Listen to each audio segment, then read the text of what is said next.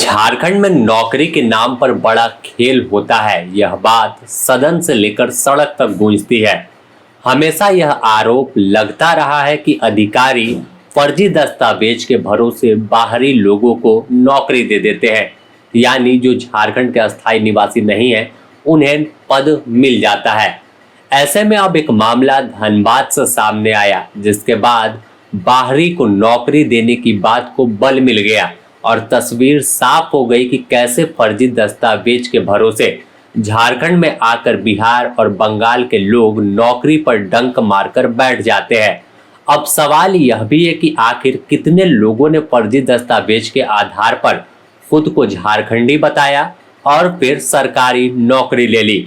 क्या इसका आंकड़ा विभाग या सरकार के पास मौजूद है? अब पूरी कहानी समझ लीजिए। झारखंड में फिलहाल धनबाद के राजगंज की दरोगा अलीशा कुमारी सुर्खियों में है। वजह है कि यह मूल रूप से बिहार के नवादा की रहने वाली है, लेकिन जब नौकरी की बात आई तो खुद को झारखंड के जामताड़ा की अस्थायी निवासी बताया और इसी पते पर फर्जी जाति प्रमाण पत्र बनवा लिया, जिसके बाद इनकी नौकरी लग गई और लंबे समय तक पद पर बनी है।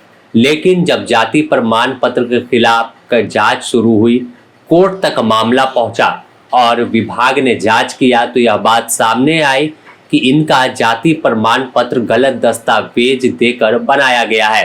अब जिस तरह से इनकी कुर्सी जाने का खतरा तो बना ही है, लेकिन कई सवाल को भी जन्म दे दिया है। तो साफ तौर पर अगर बात कर ले तो राजगंज की यह मैडम थानेदार है और फर्जी दस्तावेज के आधार पर प्रमाण पत्र हासिल करने का आरोप इनके पर लगा है। अनुसूचित जनजाति, अनुसूचित जाति, अल्पसंख्यक एवं पिछड़ा वर्ग कल्याण विभाग से संबंधित जाति छानबीन समिति ने एक पत्र जारी किया।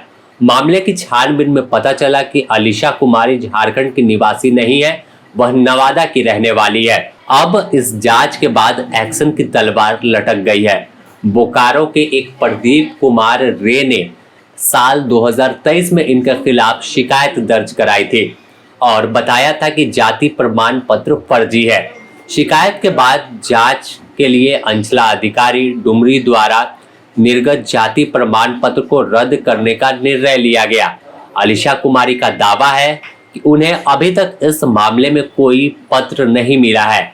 उनका दावा है कि उनका प्रमाण पत्र सही है। प्रदीप कुमार रे का आरोप था कि अलीशा कुमारी ने झारखंड में बनिया जाति का प्रमाण पत्र दिखाकर पुलिस में नियुक्ति ले चुकी है। आरोप के बाद समिति ने जांच कराई और उसके बाद यह खुलासा हुआ। अब देखना होगा कि आखिर इस मामले में आगे क्या होता है। सूत्रों के मुताबिक 25 अप्रैल 2025 की बैठक में प्रदीप कुमार रे और अलीशा कुमारी ने अपना अपना पक्ष रखा था। 23 मई 2025 की बैठक में अलीशा कुमारी और उनके पक्ष के दस्तावेज व मौखिक उत्तर की समीक्षा की गई। 2 जुलाई 2025 को अंतिम बैठक हुई और केवल प्रदीप कुमार रे उस बैठक में मौजूद रहे। विजिलेंस सेल एवं अंचला अधिकारी की जांच प्रतिवेदन और पक्षों को सुनने के बाद यह निर्णय लिया कि अलीशा कुमारी द्वारा जो जाति प्रमाण पत्र दिया गया है, शपथ पत्र व दस्तावेज में विसंगतियां यानी गलतियां पाई गई थी, इसमें विरोधाभास देखा गया है। इस आधार पर समिति ने अलीशा कुमारी का पिछड़ा जाति प्रमाण पत्र को रद्द करने का आदेश दे दिया है। शिकायतकर्ता ने अलीशा कुमारी द्वारा फर्जी जाति प्रमाण पत्र के सहारे आरक्षण का लाभ लेने का आरोप लगाया था। बता दें कि प्रमाण पत्र अलीशा कुमारी को तत्कालीन अनुमंडल पदाधिकारी डुमरी द्वारा निर्गत किया गया था। इसमें बनिया पिछड़ा वर्ग 2 के रूप में दर्शाया गया, जबकि जांच में सामने आया कि अलीशा कुमारी का परिवार जामताड़ा पंचायत डुमरी गिरिडीह का अस्थायी निवासी नहीं है। जांच के दौरान यह भी तथ्य सामने आया कि अलीशा के पिता ने साल 1986 में जामताड़ा में एक जमीन खरीदी थी, जिस पर 10 वर्षों पूर्व मकान बना और उसके बाद किराए पर लगा दिया, लेकिन यह खुद को यहाँ के अस्थायी निवासी बताती थी और इसी आधार पर जाति का प्रमाण पत्र बना लिया था। बने रहे द न्यूज पोस्ट के साथ, इससे जुड़ी और भी अपडेट आपको देंगे।